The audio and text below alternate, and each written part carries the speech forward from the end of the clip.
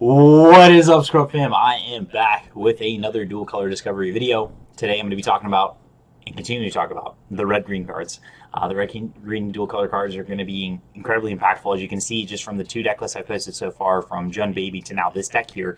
And so I'm going to go ahead and dive into this. So this is Go Veggies with the new red Gogeta Leader that was basically from the video game.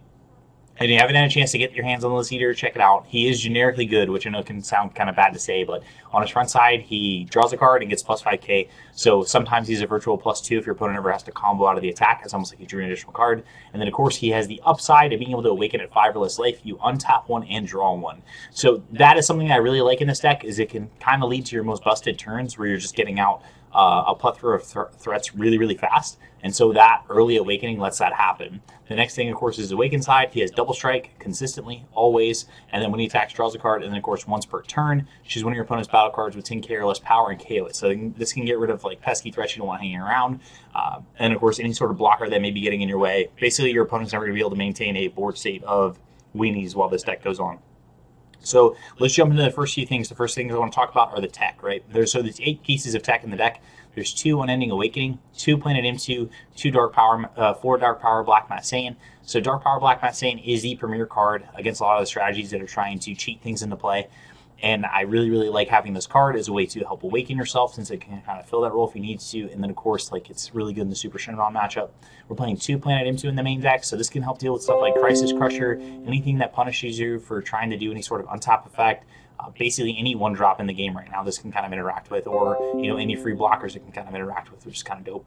And then also it helps pressure with your leader. So if you get one of these out early, your leader is now a virtual 20k on the front side when swinging at the opponent, and then of course on the back side, same thing, virtual 20k as well. And then of course 2 Unending Awakening. This is our premier negate right now. This is the one where we don't want to play a lot of extra cards in the deck, so we have to play negates as a necessary evil, where it's like you only need them when you need them. And Unending Awakening is a really great way to, if you awaken early with this leader, like you will often do, if you can play an Unending Awakening against a Super Shenron player, they're going to stifle their whole entire turn, because your leader on the Awaken side will now be at 20k.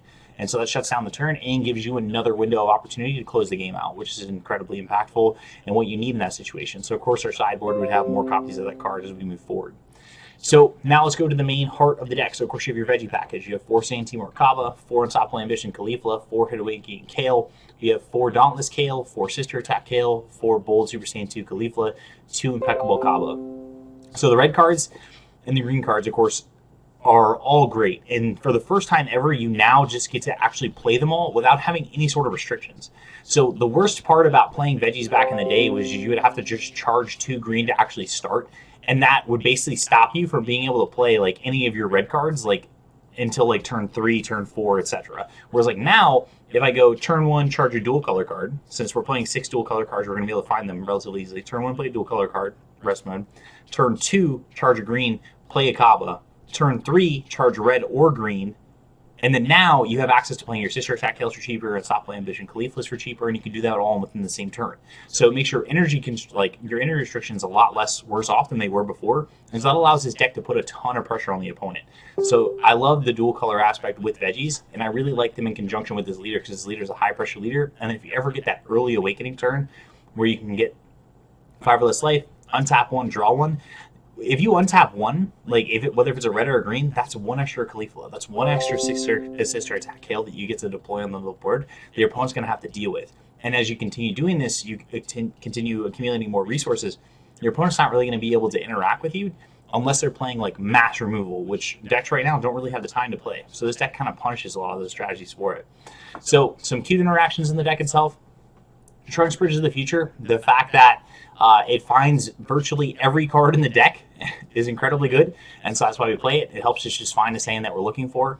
We have the 4 dual color Gogetas and 2 dual color Brolys. Right now I'm only playing 6 dual color. You could see some list go up to 7, but I really like 6 right now because I like to reduce the amount of 10Ks I'm playing, especially in strategies like this where you're going to use a lot of your energies as often as possible, just so you can be like really high tempo and just force your opponent to have to answer you.